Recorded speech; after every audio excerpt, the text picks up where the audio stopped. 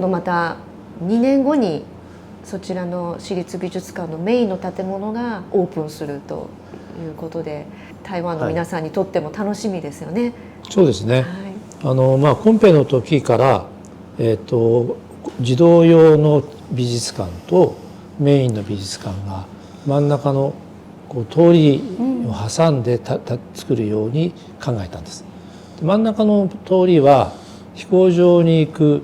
MRT、はい、MRT が通っていて、新幹線も地下に通ってます。あと自動車の走るメインストリートもそこにあって、飛行場の方に行く電車なんですよね。でそこから見ると、だから2つ建物がこう並んでいるので、ちょうどタオ園に行くためのシティゲートみたいな感じでこう入っていくんだって説明したんです。ですからこれはシティゲートの役割もしているし、小さい方の美術館は池に面してるんですよ。すごくいい景観の。池と一体になるようにこう30度の斜面になってるんです。でもう一方のメインの方の美術館はおかしなことにスイスヴィレッジって呼ばれてるんだけど、ディベロッパーが作った住宅群があります。そちらに面しているので、そこに向かって斜面になってるんです。ですからそのスイスヴィレッジというところと一体になったような美術館だから、本当ゲートウェイみたいな感じそうですね。そうだから当園に来る人は必ずここを通っていく。すでに完成しているこの児童美術館というのは、地元台湾ではどんな反響が聞かれますか？はい、いや、すでに多くのお客さんが来てくださっているっていうふうに聞いてます。で桃園市の方も、定期的にいろいろなイベントを開催していて、で、この前ですと2月にランタンフェスティバルっていうのがあって、でその時に桃園市の児童美術館とその他の、美術館だったりとかセットでイベントを開催してたりとか、その時はものすごいたくさんの人がいらっしゃったっていうふうに聞いてます。ですね。もうすでに市民生活の中に溶け込んでいる建物になってるんですね。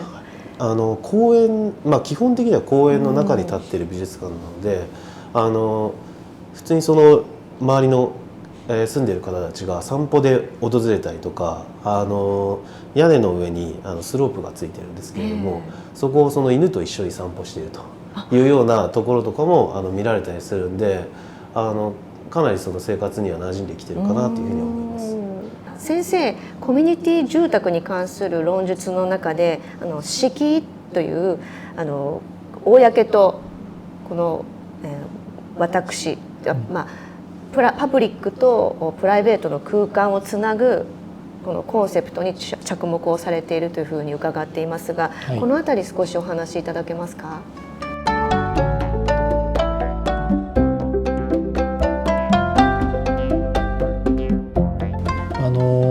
日本でも中国でも台湾でも同じだと思うんですけれども、住宅に入っていくときに挨拶しますよね。はい、こんにちは、今日はお招きいただいてありがとうございます。でその挨拶をする場所がどんな住宅にも必ずありました。日本でも中国でも、もちろん台湾でも。その挨拶する場所は一回建物の中に入るわけですね。入るけれどもそこでまだ、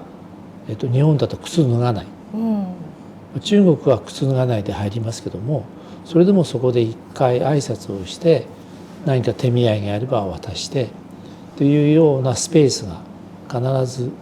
用意されています。でその場所のことを敷居って呼びます。英語で言うとスレッショーですから、中国の人にとっても日本の我々にとってもそういう挨拶をする場所は必ずあるので、そこでどういうようなことがアクティビティがあるかはよく分かっていると思うんですね。でそれは日本だけではなくてヨーロッパも同じです。世界中でそういう場所がプライベートな空間とパブリックな空間と結びつけるときに必ず存在する、それがそのスレッションという空間の意味ですね。でそれが近代化されていってそういう空間がなくなっていったんです。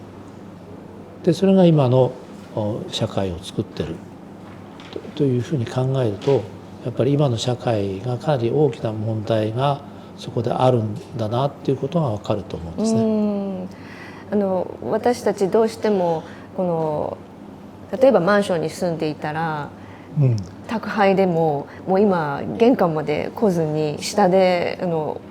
うボックスに入れてもらうとか、もう人に会わなくてもそのプライベートはもうピシャッとねシャットアウトしてしまいますよね。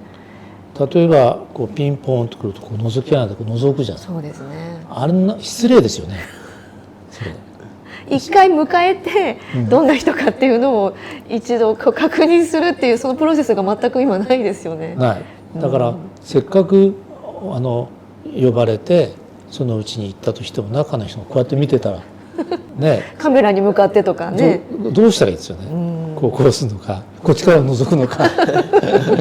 でそういうことが起きちゃってるんです。でこれはやっぱり社会の中で大きな問題で、やはりお客さんを迎えるためにはそのための部屋が必ず必要なわけですね。それは住宅に限らずどんなプライベートな建物を作ったとしても、人を迎えるための空間を必ず用意する必要があるわけですよね。でそれが今失われているっていうのがこういう近代社会を作っている。で今近代社会が大きな問題を抱えているというのはそこに原因がかなりあると思ってます。今のお話を伺っていると、そのプライベートとそのパブリックをこうもうがっつり分けるっていう話は、その治安にも関係しているのかなと思うんですけれども、先生にとってはその治安を良くするとか保っていくためには建物としてはどんな役割が必要だと思われますか？今どうやって治安が守られているかというと、住宅の中に住んでる人は住宅の中だけに住んでる、外とは無関係に住む、みんな住宅がそういう形で住んでます。そうすると外は誰が守るかっていうと国の側が守る、あるいはミニシパリティが守る、つまり国が外を守る、住宅の中だけに自由がある、ですから警察が守ってるんです、外は。でもそうすると警察はそんな全部目が届くわけないし、で本当はコミュニティが必要なんです、外に対して。それがないので警察が守ってるから今世の中でいろんな事件が起きます。むしろ外でも起きるし中でも起きる。で日本でもさまざまな事件が起きますけども、それを防いでいるのは国の警察です。でそういう仕組みを変えなくちゃいけないと思うんですよね。でそうすると国は何してるかっていうと、いろんな監視する、そうですね、カメラだったりさまざまな形で住んでる人を監視するようになります。ここの泉町でもさまざまな監視カメラが実はあるんです。台湾に行った時に驚いたのは本当にたくさんの監視カメラがあった。マンションの周りのすごいたくさんの監視カメラです。あれは誰が見てるかっていうと警察が見てる、住民が見てるわけじゃないんですよ。ということは逆に言うと台湾の人たちはすでに監視されているような住み方になってるんです。それ日本も同じです。でそれは大きな問題があって、住民たちは本来だったら住民自治、自分たちのことを自分たちで決める権利がある、ということが今日本でも台湾でも壊されてしまってる。それは世界的なそういうことが起きてるんですよね。監視社会になってきてる。監視社会になってる、日本、朝鮮、韓国、もちろん台湾だけではないです。インドネシアから全ての国がそういう監視社会のようになってきてしまっているということが近代社会の非常に大きな問題だと思います。でそれを変えてコミュニティを作るっていうのが私の考えていることで、それで今最後にこの質問がありますけども、いかに住民たちがみんなで集まって一緒に住むというような社会を作っていくかっていうのが建築家の役割だと思うんですね。で住民自治を実現していくということが重要です。で今僕はここのバリオって書いてあるベネズエラで今仕事を頼まれてるんですけども、そのベネズエラでも住民自治の町を今作ろうと思ってます。これはスラムですね。でベネズエラは非常に大きなスラムがあるんです。でところがそのスラムは面白いことに住民自治が実現してるんですよ。だけどもお金ない。貧しい住宅に住んでるので、今ベネズエラ政府と一緒に住民自治が実現しながら彼らが豊かになるような社会をどういう作るかっていうことをベネズエラで進めています。すごく難しいテーマかなと思うんですけれども、その両方を叶えるというのは先生の中では非常に簡単です。どこの国でもこれは簡単なことで、住民たちがコミュニティの中でお金を稼げればいいんです。で自分たちのことを自分たちでするようになればいい。だから国はそのコミュニティの人たちがお金が入るように手助けすればいい。そのお金はコミュニティの人たちが自由に使えるお金ですよね。そういうようなことを今ベネズエラでやろうとしています。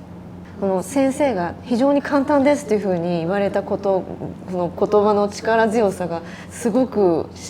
心に響きました。本当にこれから先生が今まで培われてきた知識であったりコンセプトなんかをこれからの若い人たちにも伝えていきたいというお気持ちすごく強くあると思います。先生はさまざまな大学などで教鞭も取られてきましたし、若手建築家たちへの思いというのはすごく強いんじゃないかと思いますが、皆さんへの励ましの言葉やメッセージがあればお願いできますか。